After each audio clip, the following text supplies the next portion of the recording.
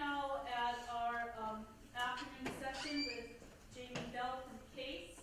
And as I mentioned yesterday, CAISE has a large portal that has all kinds of resources and a lot of expertise in reaching informal science education audiences. So take it away, Jamie.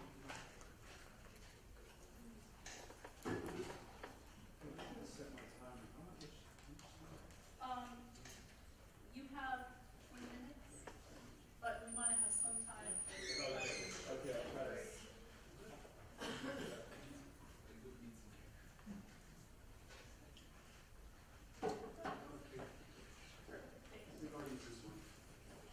Okay, good afternoon. I had to cover it after lunch.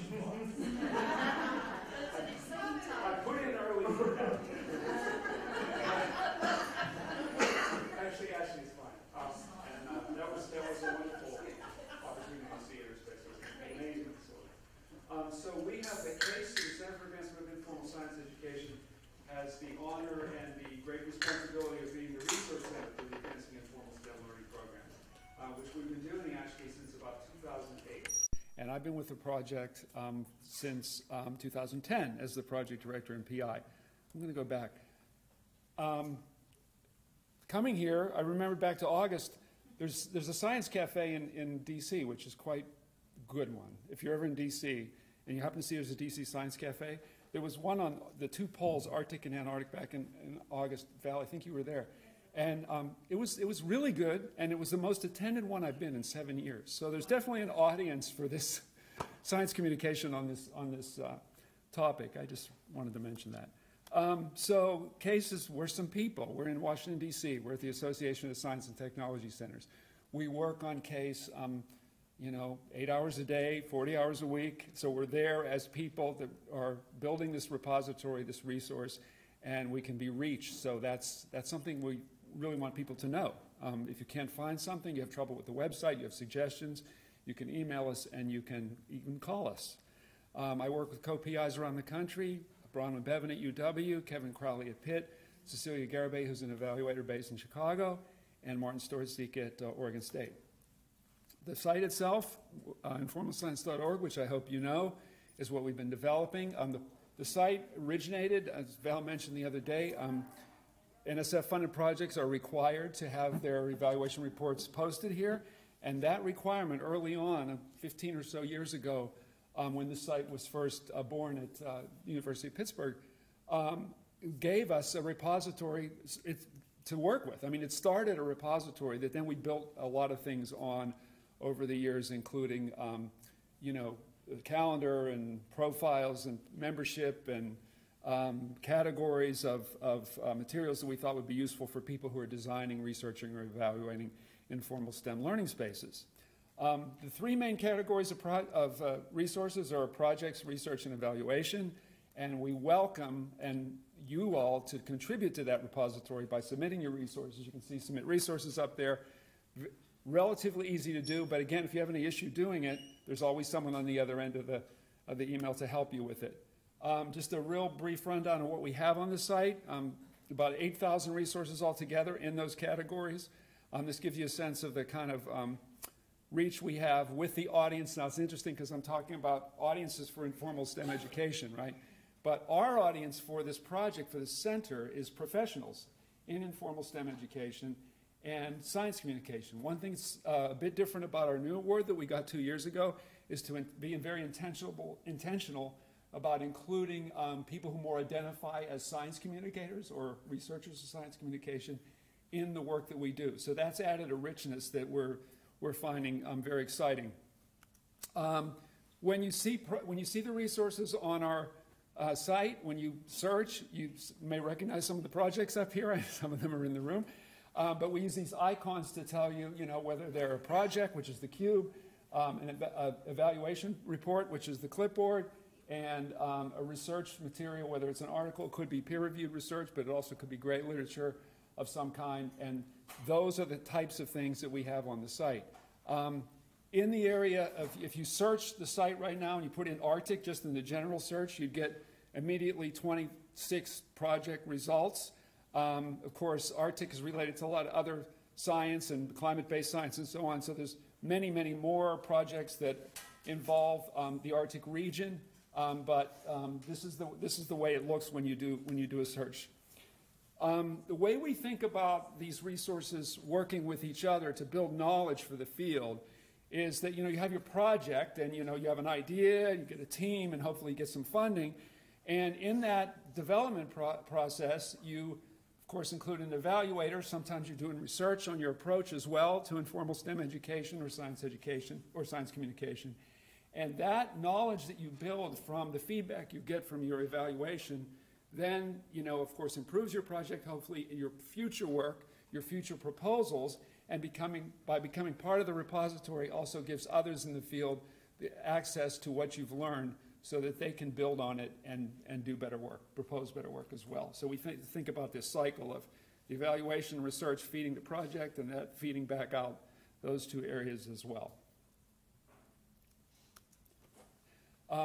Yesterday, there was some talk about evaluation and some questions that came up about and Gail very nicely mentioned that we have some evaluation tools and instruments as well as reports. So when you scroll down on evaluation on the home page, you'll see these various categories of information.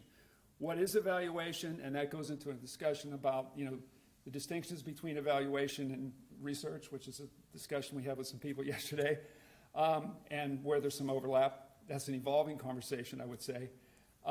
Working with an evaluator, developing an evaluation plan, tools and instruments themselves, evaluating the reporting and dissemination aspect of the enterprise, and then just learning more in general about evaluation. So again, we don't do evaluation as CAISE, but we try to compile as much information that's in the field about how people are doing evaluation, what they're learning about the best ways to do it, of course, including evaluation from the beginning, regardless of whether you have an external firm that you hire, you work with an external review board, or the variety of ways in which you can get the kind of feedback that builds knowledge. We update this part of the site every couple of years with a group of evaluators who, it's a revolving group of evaluators because we want to bring new people into the project all the time, but it helps us make sure that it's as current as it can possibly be. These pages are about 2 years old now, so they're about due for a revamp, but there's a lot of links there to other people's work and other people's tools on evaluation, which I'll mention at the end.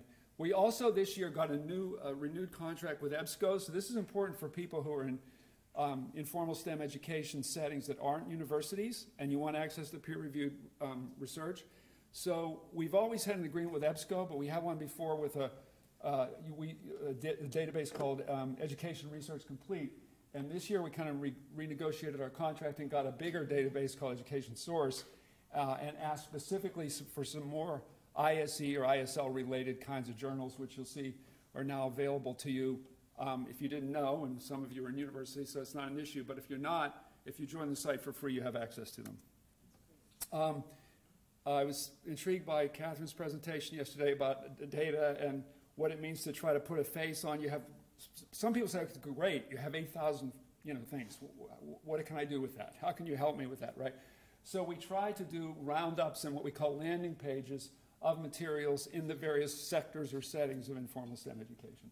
So we've been developing pages like STEM learning in libraries, which you can just see the top of the page, but if you scroll down to the bottom of the page, we've curated a number of resources on STEM learning in library, including evaluation ones, research ones, and links to projects that are, as you probably know, there's just an incredible expansion of activity in STEM learning in libraries these days, and networks that are attending to that.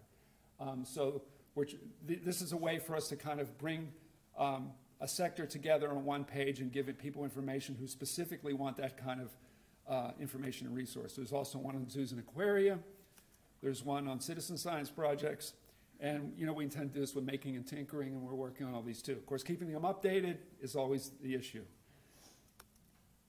We also last year did something we had never tried before, which is to try to round up the entire year in kind of a trends report. And we put it in the form of a PowerPoint presentation because we thought that it may be useful to people in the field, but in a modular way rather than a complete way sometimes, right? So you're really interested in citizen science, but you just want to know where there was growth there or what was learned, what was published. and we're going to be doing it again this year. We got a really good response to it last year, but it's a way of kind of giving people a sense of, if they haven't heard of informal STEM education or informal STEM learning, what does that actually mean? What are you talking about? What kinds of settings? What's going on in those settings? What's being learned? What kind of research is being published? So the three categories in the report are publications from the year, of course, by the numbers, anything we can get on data, any data we can get on trends, growth in citizen science projects in museums, for example, or in STEM learning projects in libraries, and then other big moments or things that happened in that particular sector over the year that either gave that sector more of a profile nationally or were important for advancing the learning. But then when I think about the other way I think about the title of this talk, which is reaching informal STEM audiences, there are again all this materials in there. So what do you do about that? Well, of course there are synthesis reports, and the Academies has been really good about this. It's been mentioned with regard to Arctic science, of course. But with regard to informal STEM learning, there's these landmark reports that have made up by people who do this research and evaluation in informal settings that have synthesized the findings. And the learning, hopefully learning science in informal environments, people, places, and pursuits, 2009, very important publication, had 6 learning strands. I think the two of the ones that we often highlight to people who don't know anything about the field is that sparking interest and engagement, initial engagement with STEM topics is a great strength of informal settings, as well as helping people identify with STEM and the enterprise and seeing themselves as someone who can understand and use STEM. And then in 2015, a follow-up report, productive and supporting, identifying and supporting productive out-of-school time STEM, got more drilled down to more program elements that, by looking across and through lit review of research on what works in settings, that ones that engage young people intellectually, academically, socially, and emotionally, ones that respond to people's interests, experiences, and cultural practices. And this is, of course, a growing awareness about the ecosystem of STEM education and how it's so important to connect the different parts of the ecosystem wherever you are, with school, museum, community centers, any type of setting where people can learn STEM, which is, of course, an ever-widening variety of settings, but with some intention trying to connect them. And that's important because we know that people transfer knowledge, and hopefully, or not, based on the opportunities that they have. Two other things that we're doing this time around are we form these task forces that, again, are mixed groups of science communication identified people and ISE people. And there's one on broadening participation in STEM and in STEM education. And this group has been looking at the needs, and of course a lot of people working in this area, and NSF includes as one of the big ideas, as you know, that's been on the landscape for the past couple of years and growing. And so this task force tried to look at, what might a group of people like this working together create that could be useful in addition to what's already out there. So taking a critical perspective on broadening participation, develop some briefs. And this was mentioned yesterday with one of the Arctic resources, and I forget, maybe Jen will remember what that was, the kind of one-page back-to-back brief that is a way of starting a discussion in your institution about an issue that's related to broadening participation. If you're in charge of developing STEM programs, or you have a staff that's doing outreach to particular audiences, how do you talk about these different issues that are related to broadening participation? Why are they important? What to consider if you're designing something that's more, say, asset-based than deficit-based? And really kind of drill down on what it actually means for you as a practitioner, and especially if you're a leader in an institution of these kind of efforts. So these are actually being piloted out in the world right now by different institutions, some in museums, some in after-school programs, and some in other settings. And they will all be formally released at the PI meeting in February, for the ASIL PI meeting. There's another task force on evaluation and measurement. And this one, there's so much to do and talk about evaluation. I mentioned just redoing those pages is a lot of work and keeping the information there up to date. But this time we decided to look at some constructs that we knew are being studied across science education, informal science education and learning, as well as science communication. And of course, identity and STEM identity is something that's talked about a lot. And we hear from our program officers at ASL a lot that, you know, there's a lot of proposals that come in that address identity, but from very different points of view, very different theoretical backgrounds. So we thought, well, maybe what we could do is interview a number of people from different disciplines on identity and kind of provide an overview of that for the field so that people could get a sense of what it's like to think about identity and measure it from a social psychologist's point of view, from a learning scientist's point of view, from a science communication point of view. So these are now out there and live. I probably don't have time to show. No, I won't show them. But they're just little clips, and really what the clips are kind of teasers for the actual transcripts, which are edited transcripts, and they're annotated, edited transcripts that have lots of links in them to these people's work, and the work that they've mentioned is important in their field. So I highly recommend just to peruse it. So I had two examples here, one from a learning scientist, Heidi Carlo in North Carolina, and Dan Cahan, who many of you know at Yale. But you know how science communication researchers are thinking about identity is very different. Show the video. What? Show it. Yeah. I mean, it's like 1 minute. Go ahead. Okay.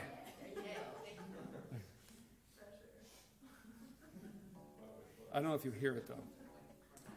Take the microphone.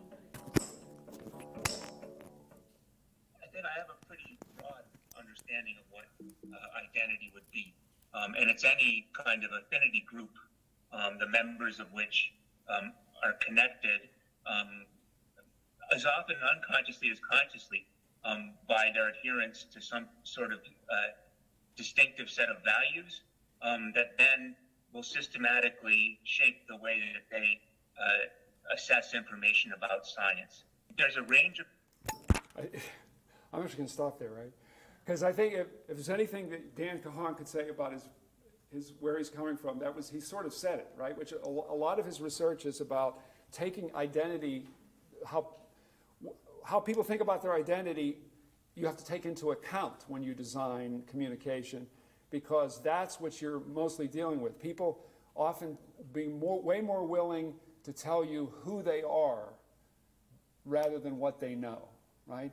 So he's done a lot of research in a lot of different settings about that, and it's very interesting what he talks about in the interview and cites. But you probably know some of his work in Southeast Florida has been very important. And also for informal STEM education folks, he's done work on documentary films, which, and now I don't know how to go forward because I started the video. Just do escape. Oh, there you go. Okay. So on curiosity and how if you can get a handle on measuring curiosity, that is people's willingness to maybe watch another film after they've seen a science film, and you can kind of track that a little bit, that somehow in the research he's doing seems to mitigate the identity factor. Like you see yourself as a curious person regardless of what political or social group you identify with, which of course we all do to some extent, right? We always try to refer people to others. So we're one project, we're one center. There's so many people doing important work. I hope you know about all these other networks, which in the PowerPoint there are links to, so you can easily get to them when you get a copy of this. But these are ones that we pay a lot of attention to because NISENet, which was formerly the Nanoscale, has rebranded and reformed as the National Informal STEM Education Network. They're now based at ASU. There's somebody here from ASU, right, Stephanie? Yeah. Oh, yeah, that's right. Yeah. Okay, so that's very exciting. Portal to the Public, which, by the way, just came out with their updated manual for connecting. Carlisa's here from Pacific Science Center, which is where Portal was born. They just come out with an updated version of the manual that is a guide for helping informal STEM education folks work with scientists and bring them in and do training and do public events. There's people here from NAVI, Janice, and yesterday Ola Duratimi was here, and of course the National Alliance for Broader Impacts is doing really important work on advancing the knowledge and understanding of what broader impacts are. Teen Science Cafe Network in New Mexico. PCST is one we follow now that we're really trying to connect science communicators more. That's that international organization. It's a great listserv if you don't belong to it. There's often very interesting resources there and events. National Girls Collaborative Project, people know that. Karen Peterson, very important project that advances STEM for girls, and also are one of the managers and stewards of the Connectory. And I mention the Connectory because a lot of times people look at CAISE and say they think that we have a repository of programs around the country.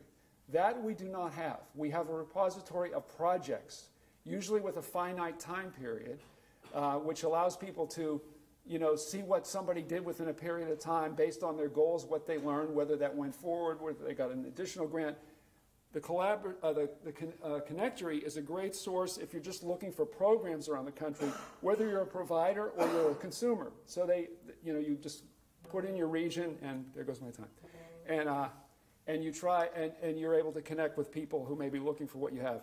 I do want to mention that other evaluation resource, which is PAISE, which some of you I hope know. The Dimensions of Success tool that they have, that's the portal manual thing, by the way. But PAISE at Harvard, Gil Noem and his group have tools that are being widely used in the after-school space to evaluate. They have something called the Common Instrument, and they are free. They just ask that when you use them, you sort of join their project and let people know how you're using it. And also, if you're really going to go forward with it, you have to kind of take a training.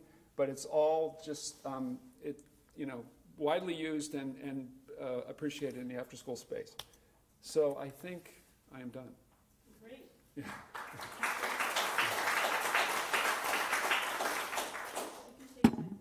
Okay, 2 questions, if there are any. Yeah. What about publishing in art? Is that part of... In art? Yeah. So we actually, early on, decided that we do have evaluations done in art museums. Mm-hmm. So we do have materials on art, because there's, obviously there's STEAM and there's art, and there's a lot of the firms and evaluators who work in informal STEM settings, including science museums, also work in art museums. There's a lot to be learned, and groups like Randy Korn in the DC area have published some wonderful evaluation reports of art that people find useful no matter where they're, no matter what discipline they're designing for. We're of course attentive to STEAM, but we don't exclude anything. So as long as it's rigorously done study, and we can track that by how people submit and the tags they use when they. The metadata tags they use when they submit. So yeah, we're open to that. Yes, Mary. So I have a question about audience, because on the sort of recommendations, and you pulled out 2, but under that there's seems to be a big emphasis. I don't know if this is a trend or something that has been building for a while for young people and youth. So can you speak a little bit to that, because it's often I think we know environmental education. Seen as an extremely important audience group. Yeah. You mean about the youth? Yes, about youth programs or youth as an audience, or it seems like it's being emphasized more and more. I Yeah. don't know if it's not, it may not be new with CAISE, but. Well, it is. So we have a new communications community manager who just joined us two months ago, and I don't know if any of you know Melissa Ballard, but she came from the After School Alliance. And this was a kind of a sector that I felt like CAISE was not as savvy about as we could be.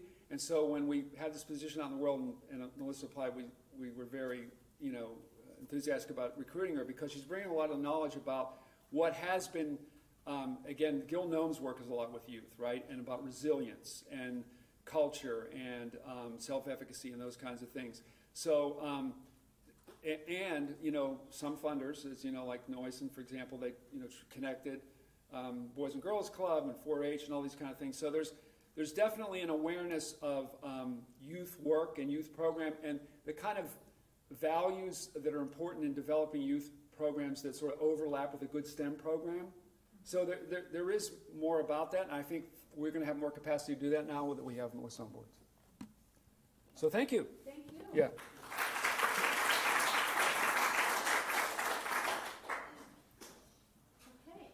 Rocking and rolling. So now we are going to start the 2 back-to-back sessions that will allow you to choose what you'd like to learn